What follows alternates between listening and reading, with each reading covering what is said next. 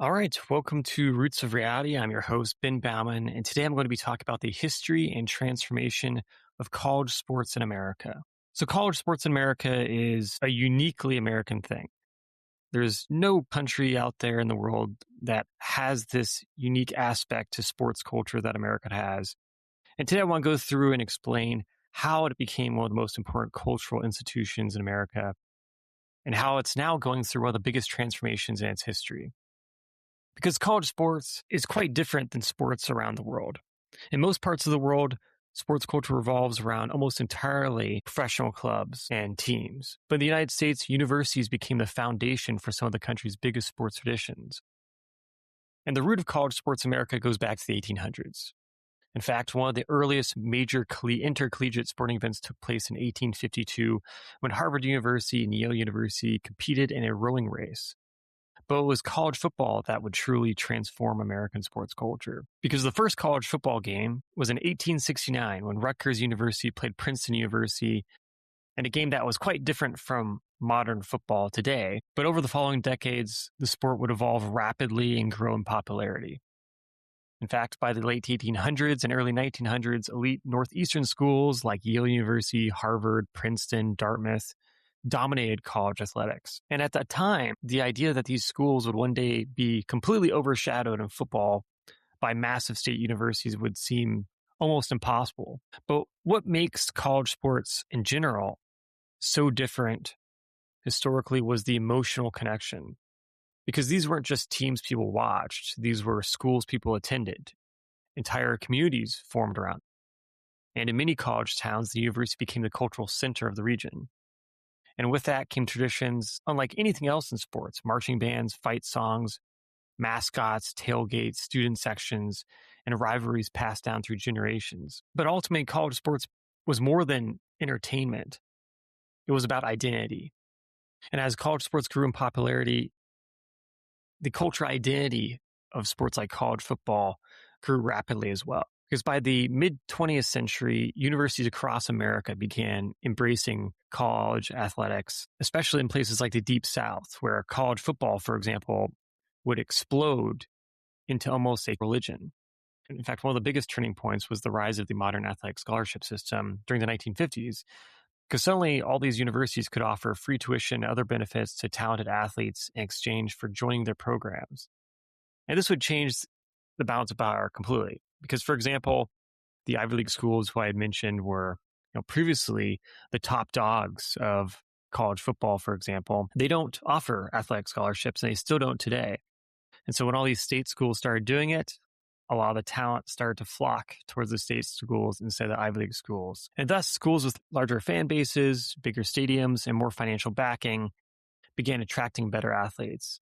And over time, the dominance of smaller elite institutions would fade, while massive state universities emerged as the new power of college sports.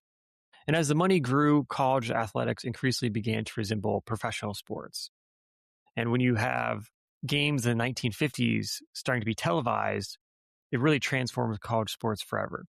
Because games that were once only seen locally suddenly reached national audiences.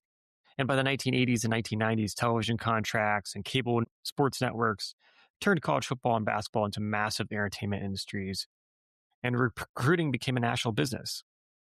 Coaching salaries exploded into the millions. Certain programs developed enormous advantages because they became better at recruiting talent, hiring elite coaches, and building national brands. And then by the late 20th century, college sports had become one of the biggest entertainment industries in America. But the transformation did not stop there. Because in 1984, the Supreme Court case NCAA versus Board of Regents dramatically changed college sports by allowing schools and conferences to negotiate their own TV deals. And that decision accelerated the commercialization of college athletics and helped pave the way for these enormous media contracts that dominate the sport today. Later, then in the 1990s and 2000s, conference realignment also would accelerate as universities increasingly chase these major television markets and revenue opportunities, which also would change drastically the college football scene. And so all of a sudden you had all these teams that, perhaps were once rivals, like University of Missouri and the University of Kansas, who are now no longer even in the same conference, due to these conference realignments and people chasing, you know, television markets. And so many different college football rivalries started to become non-existent anymore as college football evolved over time. But perhaps the biggest modern shift came recently in the 2020s with the rise of NIL, also known as name, image, and likeness deals. Because for decades, universities and television networks generated billions of dollars while athletes themselves were heavily restricted from earning money off of their own fame. But that would change on July 1st, 2021, when the NCAA rules shifted and athletes were finally allowed to profit from endorsements, sponsorships, and personal branding. Now, college athletes can make significant amounts of money while still in school. In fact, they can even make millions of dollars in some cases before ever turning professional.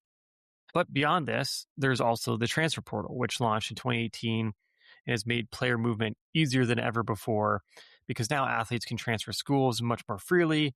In some cases, programs are effectively competing for talent in ways that increasingly resembles professional free agency in sports, where you're signing players based off how much, NIL money you can offer them.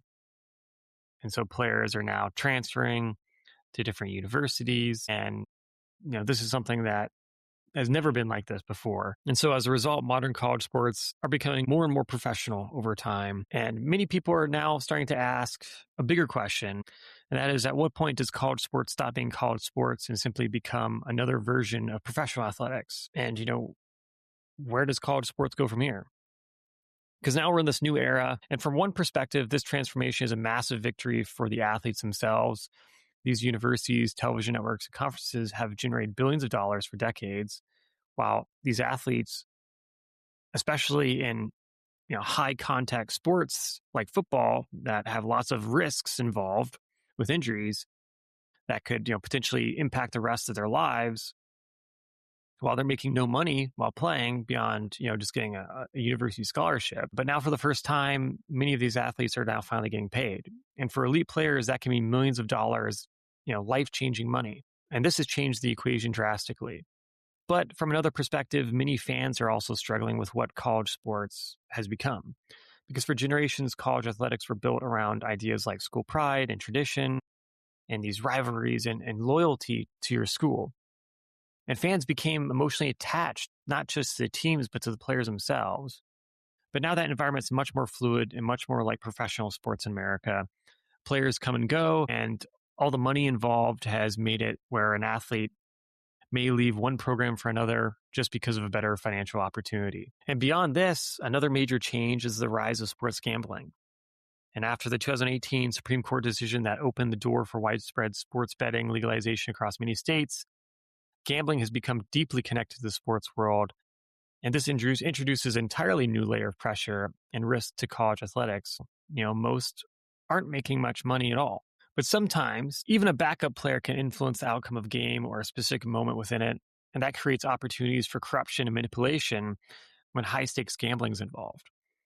And we've already started to see gambling-related scandals emerge in sports, and it raises a difficult question. Where is this all headed as sports betting becomes increasingly normalized and intertwined with athletics? However, in the big picture, college sports is simply another example of a larger historical reality. And that is, nothing stays the same forever. Institutions evolve, cultures change, money reshapes incentives, and over time, traditions that once seemed permanent can transform into something very different. For some fans, the increasing professionalization of college sports may weaken what made college sports feel special in the first place. The loyalty, the identity, the sense of tradition. And some people feel that's fading away now. But for others, this transformation has long been overdue. They believe athletes deserve a share of the enormous wealth they help generate.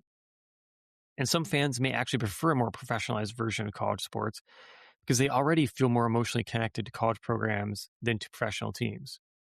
So college athletics now sits at a crossroads between tradition and modernization.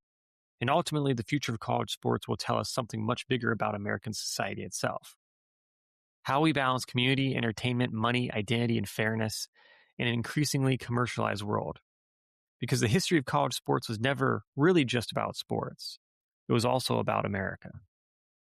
And so with that, as always, remember billions of years led to you. So make the most of it.